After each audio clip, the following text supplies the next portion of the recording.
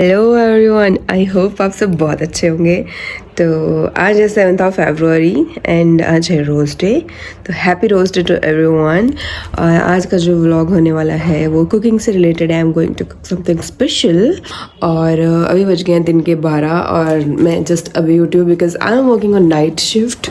तो मुझे मैं यूजुअली 11-12-1 बजे ही उठती हूँ और पफियाइज हो गई हैं रात को जाग जाग के, क्योंकि आदत नहीं रही है अब नाइट शिफ्ट्स पे वर्क करने की। एंड शादी के टाइम पे I was not on my job and उसके बाद भी I was on break for 3 months। तो इतने टाइम बाद जब हम फिर से काम पे वापस जाते हैं तो थोड़ी सी मुश्किल आती है। स्टार्टिंग में चीज़ें मुश्किल होती हैं but now it's completely fine. और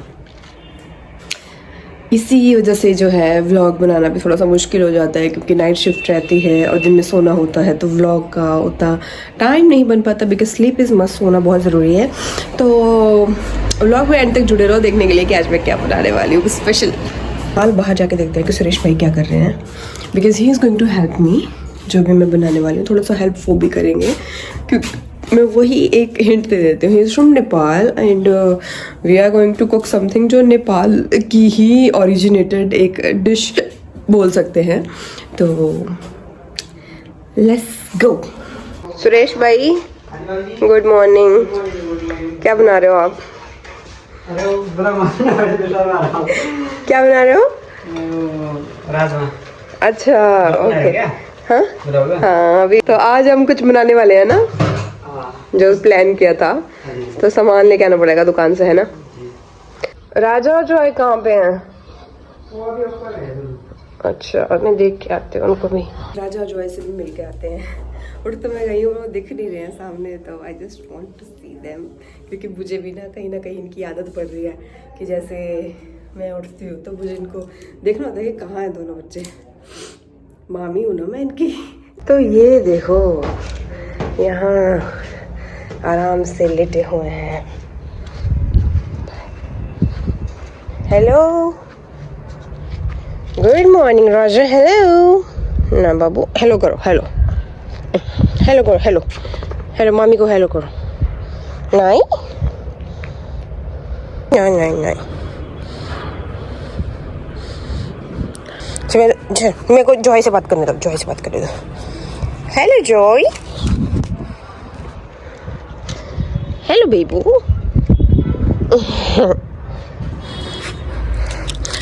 hello hello hello hello hello. क्या हुआ? मेरे को बात क्यों नहीं करने दे रहा है? हेलो। ये मानता ही नहीं है। ये गुड़िया हमारी मानती नहीं है। ये गुड़िया अब 12 बज गए हैं तो मुझे लेट हो जाएगा, इसलिए मैं जा रही हूँ नीचे। इनके साथ मैं बाद में खेलूँगी। और जैसे मैंने बताया मैं कुछ कुक करने वाली, तो उससे पहले मेरे को फ्रेश होके नहा धो के आराम से पूजा करके फिर मैं वो कुक करूँगी। तो लेट्स गो। गाइस मैं अभी नहा धो के फ्रेश हो गई हूँ और अब हो गया है टाइम पूजा का। अब मैं करूँगी थोड़ी देर पूजा और उसके बाद हम खाने का प्रोसेस स्टार्ट करेंगे। अब मैं खाना खाने वाली हूँ और सुरेश भाई ने बनाए हैं आज राजमा राइस और साथ में है जिमीकंद का अचार। और आज अब यहाँ आके बैठ गया, इसको खाने की खुशबू आ गया। तो गाइस आज हम फाइनली मोमोज बनाने वाले हैं। No it's not momos, it's momo. Momos हम इंडियन ने इसको नाम दिया है, वैसे मोमोज नाम की कोई चीज नहीं है, मोमो ही होता है। चाहे हम 10 मोमो खा रहे हैं, चाहे हम 1 मोमो खा रहे हैं, ठीक है। तो आज हम मोमो बनाने वाले हैं, steam momo. Personally I don't like fried momos, तो हम बनाने वाले हैं सिर्फ स्टीम मोमो। उसके लिए हमें इंग्रेडिएंट्स चाहिए। ये गार्लिक और जिंजर, हमने लहसुन और अदरक पहले से रख लिया है। और उसमें कुछ सब्जियां भी लगती हैं, इसमें पत्ता गोभी की सब्जी भी लगती है, जो हमारे पास अभी अनफॉर्चुनेटली अवेलेबल नहीं है क्योंकि हमें शॉप पे नहीं मिली। और बाकी सब्जियां जो है वो है गाजर, गोभी, शिमला मिर्च और थोड़ी सी हरी मिर्च। थोड़ा सा हमें स्पाइसी पसंद है। और सबसे इम्पोर्टेंट चीज जो है वो है मैदा। मोमो जो है वो मैदा के ही बनते हैं, तो इसके मैंने डो बना लिया था। 10-15 मिनट तक उसको ऐसे ही थोड़ी देर छोड़ के रखा, सो दैट वो रोटी जो है उसकी जो अच्छी बने, जो स्टफ है वो अच्छा बने। तो इसके ये गोरे गोरे भी बना के मैंने रख लिए थे। और जैसे ही हमने ये सारा चीज रेडी कर ली तो हम स्टीमर ढूंढ रहे थे क्योंकि घर पे स्टीमर था और वो नीचे रखा हुआ था, बट अभी हम ढूंढ रहे थे तो हमें नहीं मिला। और इतना हमारे पास टाइम है नहीं कि हम उसे ढूंढते नहीं, क्योंकि मुझे अपनी शिफ्ट पे भी जाना है, ड्यूटी भी करनी है। तो हमने क्या जुगाड़ लगाया कि यहाँ पे हमारे पास कढ़ाई है और हमारे पास ये वाली छन्नी है। तो ये जो छन्नी है मैं इस बार घर से लेके आई थी, मेरी सासू माँ ने मुझे दे दी थी कि आपके लिए, मतलब वहाँ पे जो है प्लास्टिक वाली यूजुअली सब यूज करते हैं वैसे ही है, तो एक स्टील की होनी चाहिए। तो जो हम कहते हैं ना कि भगवान जो करते हैं अच्छे के लिए होता है, हर चीज प्री प्लान होती है, तो वो यही चीज है। क्योंकि हमें अभी मोमो वाला कंटेनर स्टीमर नहीं मिल रहा था, तो अल्टीमेटली हमने क्या सोचा कि हम कढ़ाई पे इसको रख के ऐसे इसके नीचे पानी डाल के और इस पे हम ना ऑयलिंग की एक लेयर बनाएंगे, उसके ऊपर मोमो रखेंगे, तो वैसे भी मोमो बन जाते हैं। जरूरी नहीं है, सबके घर में तो स्टीमर नहीं होता ना, या अवेलेबल नहीं होता उस टाइम पे, तो हम ऐसे भी मोमो बना सकते हैं। तो हर चीज जो है इंटर रिलेटेड होती है। जिस दिन मैं लेके मुझे क्या पता इसका ये आज ऐसे काम में आएगा। तो या और एक और चीज, यहाँ पे जो हमारी सोयाबीन होती है, या सोया चंक्स, सॉरी सोयाबीन नहीं, सोया चंक्स जो होती है, न्यूट्री जिसको हम बोलते हैं, वही पैकेट में लेके आई थी मार्केट से, और उसका मैंने बना लिया पेस्ट। क्योंकि जब मोस्टली क्या होता है, कुछ लोग जो है वो सिर्फ सोया चंक के पेस्ट का ही इसका ही बनाते हैं मोमो, और अगर हम इन वेजेस में ये चीज ऐड करेंगे ना तो वो एक बहुत अच्छा टेस्ट देगी और फ्लेवर बहुत अच्छा देगी, मतलब उसका टेस्ट जो है वो एनहेंस हो जाएगा और अच्छा हो जाएगा मोमो का टेस्ट। तो चलो बनाना स्टार्ट करते हैं। सबसे पहले जो है हमने ये गार्लिक और जिंजर जो है इसको फाइनली कट करना है छोटे छोटे पीसेस में, और उसके बाद ये सारी वेजेस कट करने वाली हूँ। तो चाय का प्रोग्राम भी चला हुआ है मैं और सुरेश भाई अब चाय पीने वाले हैं, सब टी। तो गाइस हमने बाकी सारी वेजेस जो है वो चॉप कर दिए हैं, बिल्कुल देखो बारीक कटी हुई है हर एक चीज, छोटे छोटे क्यूब्स के फॉर्म में, छोटे छोटे पीसेस। और अब हम ये थोड़ी सी बची है गाजर में ये कट कर रही हूँ, तो कुछ इस तरह के इसके पीसेस बन के आ जाते हैं। ऐसे ही इतना ही बारीक हमने सारी सब्जियां काटनी हैं, सो दैट उनका टेस्ट भी अच्छा आए और वो कच्ची ना लगे। तो अब हम ऑयल ऐड करेंगे, क्योंकि हमें थोड़ी सी जो वेजेस हमने कट किए हैं इनको हमें थोड़ा फ्राई करना है। तो बस इतनी क्वांटिटी, लगभग हम बोल सकते हैं 6-7 स्पून ऑफ ऑयल ऐड करना है। मोस्टली लोग जो है रिफाइंड यूज करते हैं, तो मुझे पर्सनली मैं रिफाइंड ऑयल नहीं रेकमेंड करती किसी को भी, क्योंकि वो हेल्थ के लिए अच्छा नहीं होता। तो यहाँ मैं यूज कर रही हूँ सरसों का तेल, और जब ये तेल गर्म हो जाएगा, मतलब इससे थोड़ा धुआं निकलना स्टार्ट हो जाएगा, तो हम ये वेजेस ऐड करेंगे। पहले हम ऐड करेंगे जिंजर और गार्लिक, और उसके बाद ये बाकी सारी सब्जियां ऐड करेंगे, और हम मसाले भी इसके साथ में ही ऐड कर देंगे, सो दैट मसाले जो हैं वो अच्छे से सारी सब्जियों में मिक्स हो जाएं, और उनका टेस्ट जो है वो हर एक सब्जी के हर एक दाने में होना चाहिए। देखो जैसे कि आपको दिख रहा है तेल गर्म हो गया, क्योंकि इससे धुआं निकल रहा है। तो अब टाइम आ गया है हमें वेजेस फ्राई करने का। तो मैं थोड़ा सा इसमें ऐड करने वाली हूँ जीरा, आधी चम्मच से भी थोड़ा सा कम, ये हाफ टेबल स्पून से थोड़ा सा कम। और जीरा ऐड करने के बाद जब ये थोड़ा सा कलर चेंज हो जाएगा, जीरा का डार्क ब्राउन हो जाएगा, और मैंने गैस जो बिल्कुल स्लो रखी है, तो इसमें हम ऐड करेंगे लहसुन और अदरक जो हमने,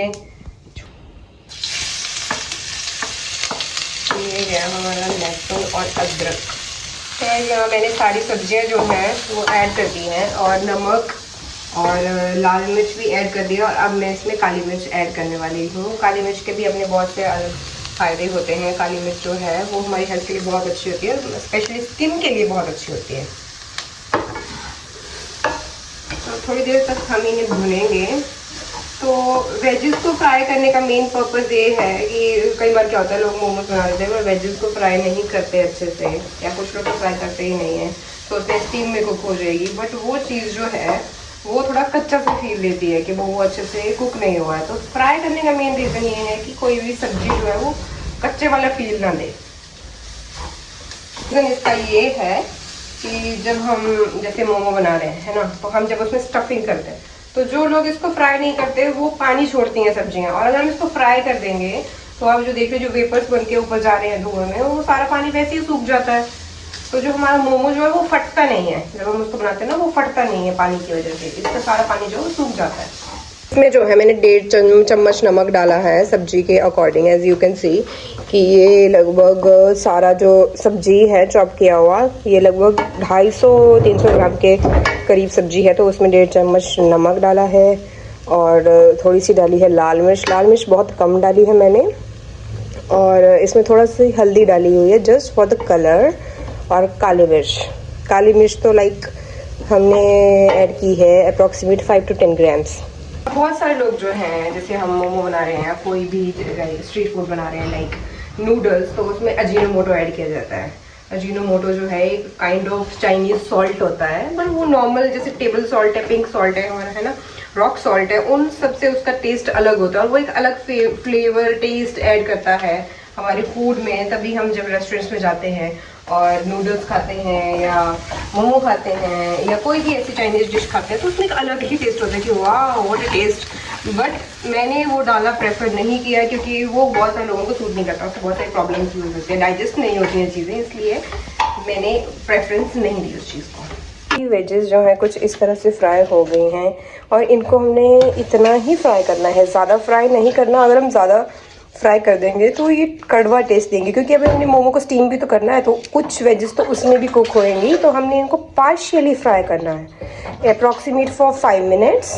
तो जिस कढ़ाई में मैंने सारी वेजेस फ्राई की उसमें मैंने पानी ऐड कर दिया और पानी हमने लगभग ऐड करना है अपने बर्तन, दूसरे बर्तन के अकॉर्डिंग। जैसे ये छन्नी है हमारी छेद वाली, तो जब हम इसको यहाँ ऐसे रखें तो पानी का लेवल जो है वो इस छन्नी से बाहर ना आए, छन्नी को वो बिल्कुल टच ना करे, तो उस हिसाब से मैंने पानी इसमें ऐड करना है। हाँ, हमारे राजा जो है वो सो गए। राजा क्या हुआ? तेरे को भी खाने हैं मोमो? नहीं, आपको नहीं देंगे।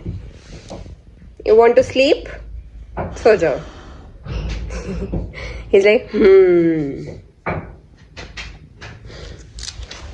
यहाँ जो है मैंने पेड़े बना दिए हैं ऑलरेडी, और इसकी छोटी छोटी बिल्कुल हमने रोटियां बेलनी है, जैसे हम पूरी के लिए, जैसे हम आलू पूरी बनाते हैं उसमें रोटी बेलनी है, उतनी ही साइज की हमने रोटी बेलनी है, क्योंकि हमने इनको फोल्ड भी करना है अल्टीमेटली।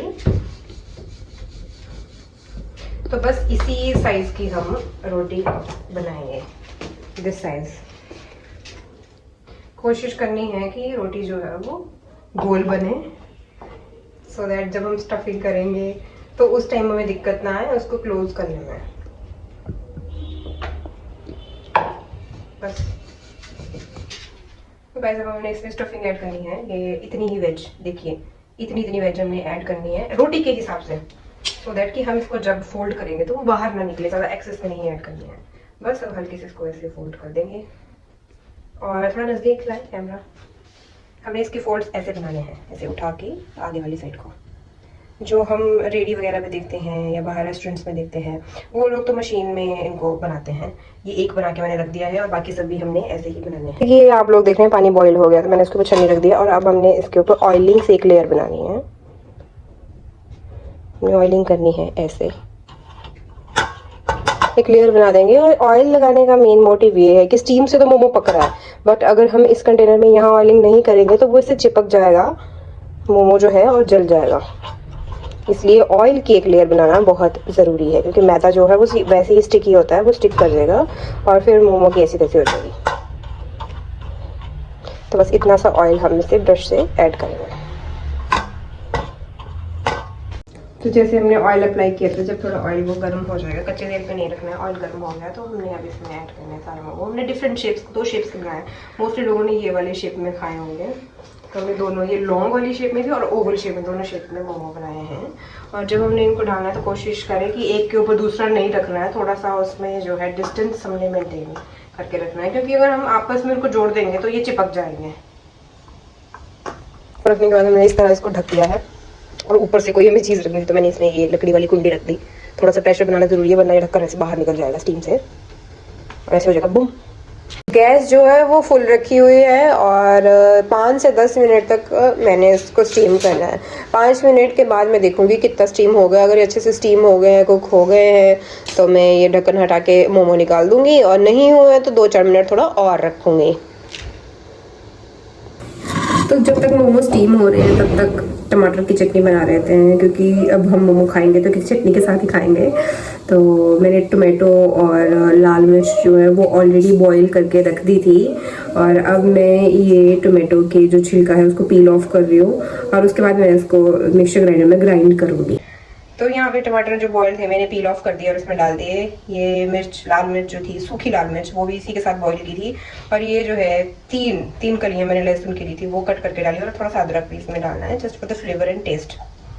और सब इसके बाद हम इसको ग्राइंड कर देंगे। अब हम इसमें थोड़ा सा आमचूर पाउडर भी ऐड करेंगे ताकि थोड़ा खट्टा सा टेस्ट भी दे, क्योंकि कोई चटनी हो तो वो खट्टी ना हो तो वो क्या ही चटनी हुई फिर। और इसमें ऐड करेंगे हम नमक, आधा चम्मच, आधे से थोड़ा सा ज़्यादा, और इसको ग्राइंड कर देंगे। यहाँ पे थोड़ा सा स्टेटस चेक कर लेते हैं। अभी ये हो रहे हैं, अभी ये पूरी तरह से स्टीम नहीं हुए हैं, तो हम थोड़ी सी देर इनको और ऐसे ही रख देंगे। तो ये ग्राइंड कर दिया मैंने, ये प्यूरे बनकर जो है रेडी हो गया है। हमारी टमाटर की चटनी रेडी हो गई है। थैंक यू सुरेश भाई। और अब हम ये चटनी जो है एक कंटेनर में निकाल लेंगे। देखने में कितनी लजीज लग रही है। अब हमें थोड़ा सा तेल ऐड करना है एक पैन में, क्योंकि चटनी का हमने प्यूरे तो बना दिया था, पर हाँ जी बस इतने ही। चटनी का प्यूरे तो हमने बना दिया था, पर चटनी को फ्राई भी तो करना है, कच्ची चटनी थोड़ी ना खानी है। और इस पर थोड़ा सा हम ऐड करेंगे विनेगर, ताकि खट्टा टेस्ट भी तो आना चाहिए ना चटनी में। तो 2 चम्मच हमने विनेगर इसमें ऐड किया है। तो तेल गर्म हो गया। अब हमने इसमें ना जो प्यूरे बनाई थी टोमेटो की वो ऐड करनी है। और जब आप ये प्यूरे ऐड करोगे तब आपने गैस बिल्कुल कम रखनी है, क्योंकि ऐसे निकलता है और आपका हाथ जल सकता है।